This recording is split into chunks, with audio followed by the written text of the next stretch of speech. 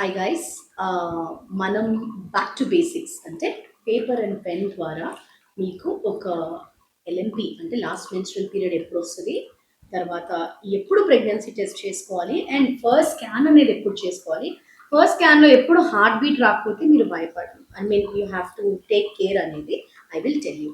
So very very important. Yeah, just come follow me with the paper and pen method.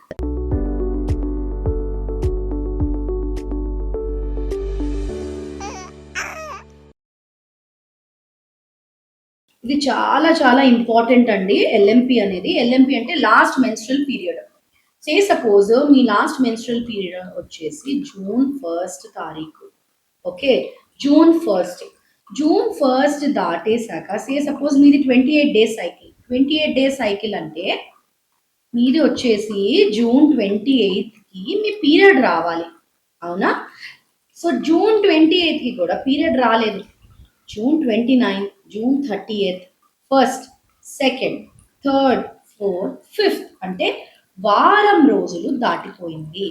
So 1 week దాటిపోయినాక కూడా మీ period అనేది రాలేదు అంటే ఖచ్చితంగా ఒక యూపీటీ టెస్ట్ చేసుకోవాలి, అంటే యూరిన్ ప్రెగ్నెన్సీ టెస్ట్. అది పాజిటివ్ కనుక వచ్చింది అంటే మీ ఫస్ట్ ప్రెగ్నెన్సీ అప్పటికే 4 వీక్స్ అయిపోయినట్టు. ఓకేనా?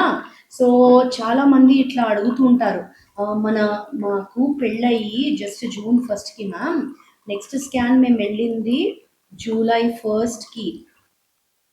ఓకే, అప్పటికే మాకు 6 వీక్స్ అని చెప్పారు డాక్టర్ అని.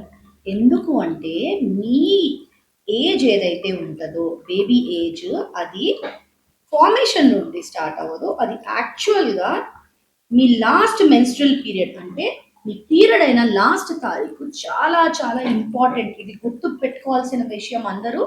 చాలా చాలా ఇంపార్టెంట్ మీ లాస్ట్ మెన్స్ట్రల్ పీరియడ్. ఓకేనా? సో ఇప్పుడు 1 వీక్ తర్వాత మీరు యూపీటీ పాజిటివ్ చేసుకున్నారు. అప్పటికే మీ బేబీ వచ్చేసి ఒక 4 వీక్స్.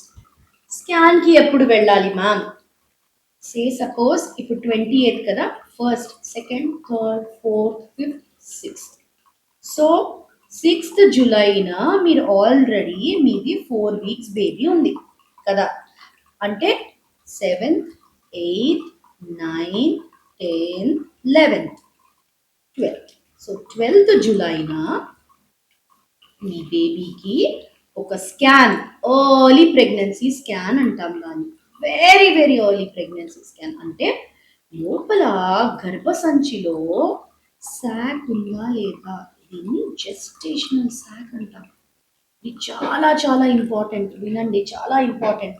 ఈ జెస్టేషనల్ శాక్ కనుక ఈ గర్భసంచిలో లేదు అంటే అది ప్రమాదకరమైన విషయం.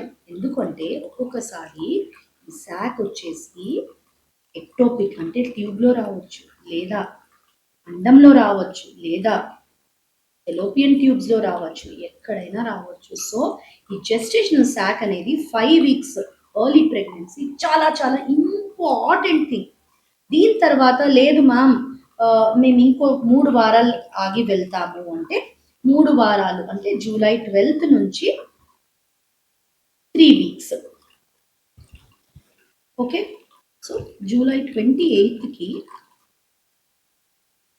ఒక మంచి 8 వీక్స్ బేబీ అనేది వచ్చేసి ఉండాలి మీకు. 8 వీక్స్ బేబీ. సో ఇది చాలా చాలా ఇంపార్టెంట్ స్కాన్ అండి. ఎందుకంటే ఒక 8 వీక్స్కి కనుక మనకి బేబీకి హార్ట్ బీట్ కానీ, లేదా ఫీటల్ ఫ్లిక్కర్ అంటే బేబీ హార్ట్ దానంతకు అదే రక్త ప్రసవనం స్టార్ట్ చేస్తుంది. అంటే బేబీలో హార్ట్ అనేది ఫామ్ అవుతుంది.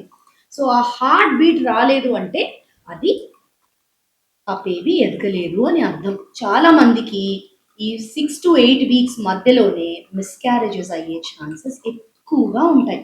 ఎందుకు?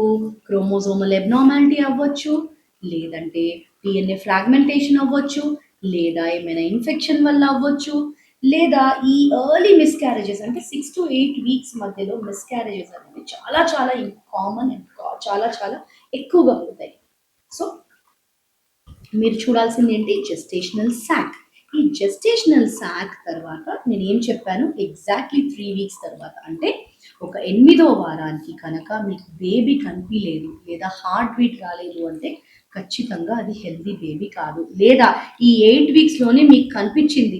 సడన్‌గా బేబీ ఇక్కడ లేదు మేడం, పక్కన ట్యూబ్‌లో ఉంది అని చెప్పేసి. సో, అందుకనే ఎర్లీ ప్రెగ్నెన్సీ స్కాన్ చాలా చాలా ఇంపార్టెంట్ అండి. మళ్ళీ కూడా చెప్తున్నాను. ప్రెగ్నెన్సీ టెస్ట్ పాజిటివ్ వచ్చిన కరెక్ట్ ఒక వారానికి లేదా 10 రోజులకి మీరు ఖచ్చితంగా ఎర్లీ ప్రెగ్నెన్సీ స్కాన్ చేయించుకోవాలి. దీని వలన మనకి బేబీ అనేది గర్భసంచిలో ఉందా లేదా అనేది రూల్ అవుట్ అవుతుంది. అది ఫస్ట్ థింగ్.